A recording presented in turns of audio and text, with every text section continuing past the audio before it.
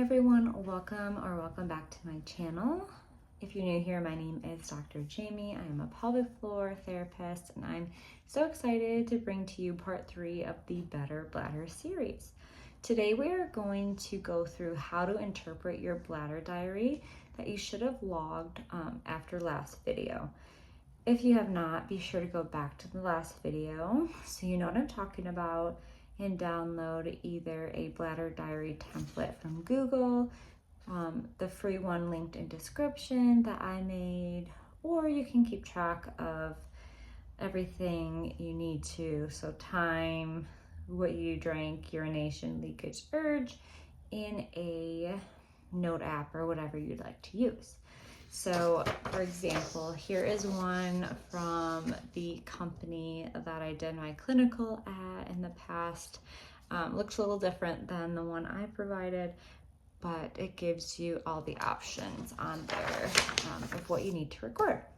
So the first thing I want you to do with your bladder diary is count up how many ounces total of liquids you consumed each day.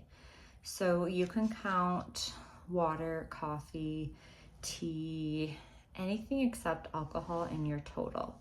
So for example, I know it's gonna look backwards to you. I just put from each time that I had liquids, added them up to get total ounces. And what we're gonna do with this number is we're going to compare it to what our norm should be based on body weight. So I'm never one that focuses on body weight, but this just gives us a baseline range of minimum amount of liquids we need to maximum based on the recommendations of 1/2 to 1 ounce per body weight or pound. So for example, I am about 140 pounds. So when I do my range, so times it by 0.5 and then times 1, my range is going to be 70 ounces to 140 ounces of liquids that I should be intaking every day. When I did my own bladder diary this past week, for the day that, I'll give you an example, I got to 76. So I am like right on the cusp of the lower end, which tells me I'm drinking just enough, but I could probably do a little bit better. Personally, I don't struggle with the urge frequency, so I am not going to be too concerned that I'm not drinking on the upper range. That being said, if you count up so everyone do your math real quick, you can pause me. So after you have your total ounces, so your range, I want you to ask yourself, are you on that lower end? And if you are at that lower end and you're having a lot of urgency to go to the bathroom, that could be because your urine is too concentrated, meaning it's going to irritate bladder lining, so dehydration, more concentrated urine is going to irritate bladder lining, causing more frequency because we're getting those bladder spasms. If on the other end, you're drinking like 200 ounces of water a day and having urgency and going to the bathroom every half hour, I might say, hey, let's try to stay within that range based on body weight and see if symptoms improve. So that's kind of that intake portion. Output based on how much we're consuming. If you're truly hydrated, you should, when you go to the bathroom, take a minimum of about 8 Mississippi or 8 seconds to empty the bladder.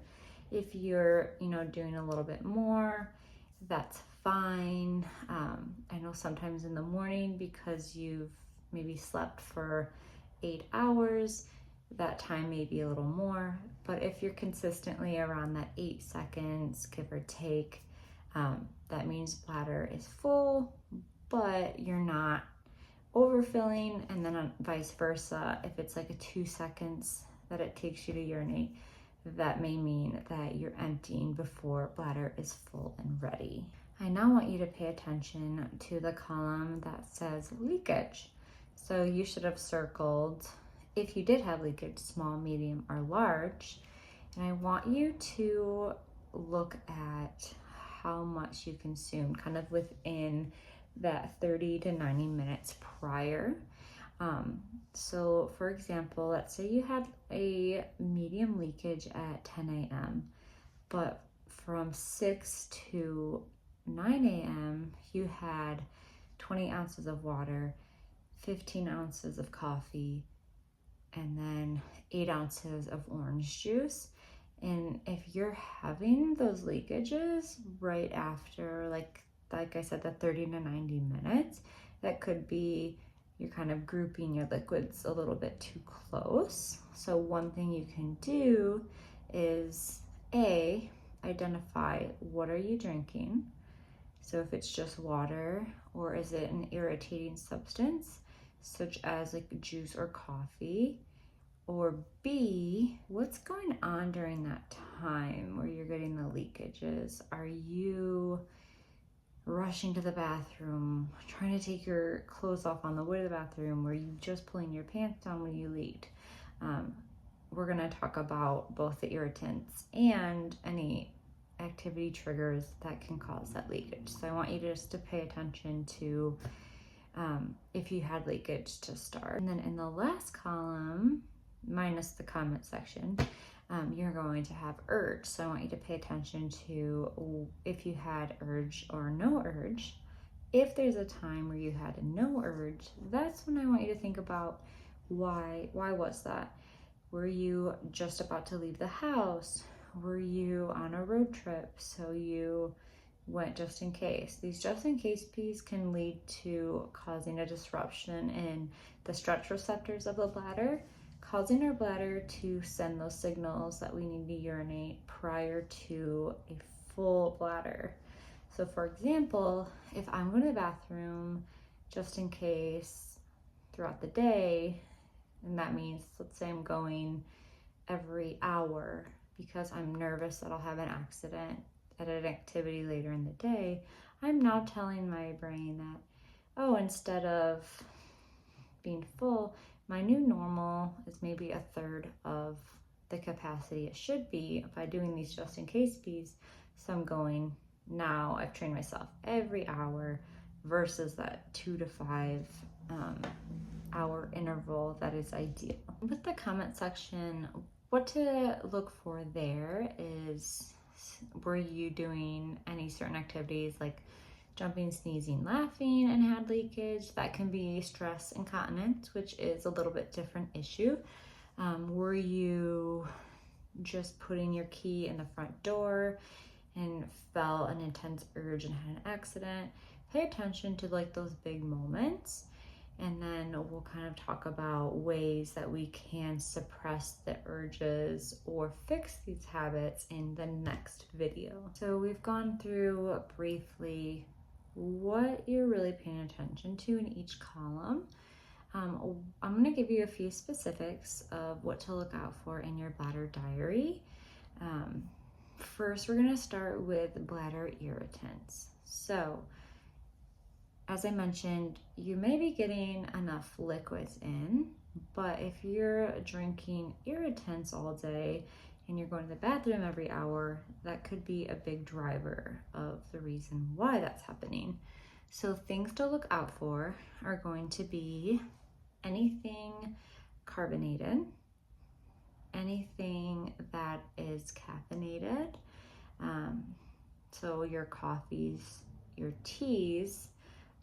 This won't count for like your herbal teas, but your sodas and anything like Diet Coke with artificial sweeteners can also be a bladder irritant. Foods that are irritating to the bladder are going to be anything acidic. So think lemon, lime, tomato, oranges, and anything with spice can be irritating. Also, I didn't mention alcohol is very dehydrating, so that can be a huge driver of or urinary frequency. As mentioned, really pay attention to what you're eating and drinking 30 to 90 minutes before urinating. And if you are noticing the pattern that I'm drinking coffee and having a lot of those spicy foods, and that's where I'm getting my leakage or having to go to the bathroom every hour, that could be a good indicator that we need to either switch up the amount you're consuming or look for an alternative to help you have decreased urge and possibly decreased leakage. Also, if you're someone who takes medications, I wouldn't necessarily say you need to track like when you're taking them. It can be helpful, but what I would recommend is going to drugs.com and typing in the medications you're currently taking and just taking a look at the side effects to see if there is any that mention urinary incontinence, urinary frequency, anything related, and make note of that.